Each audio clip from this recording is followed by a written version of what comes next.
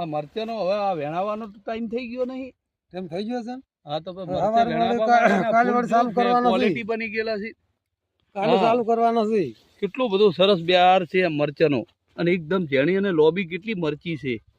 હા કાલે જ વળી ચાલુ કરવાનો છે. કોણ વેણવાનું? અરે ભાગમાં કાલથી કરવાના છે. શું વારા પર બધા વેણે તો 8-10 વીઘા છે એટલે બધા એક વારા પર વેણે બધા. આ ભાઈના વેણે કાઈ પેલા ભાઈના વેણે. આ બધાને અલગ અલગ વીઘો 1.5-2 વીઘા એ રીતે બોર ઉપર બધાને કાલ બવટલાલ ના વેણે, આજ જેસલાલ ના વેણે છે.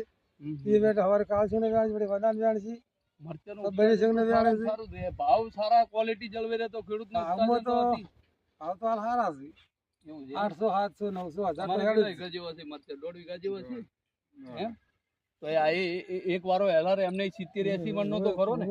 હવે 40-45 રૂપિયાનો ભાવ, 50 રૂપિયાનો હોય તેમાં મૂળ એક વારો 50,000 આસપાસનો તો ઉતરે, 50-55. તો આ રીતની મરચાની ખેતી હોય ટૂંકી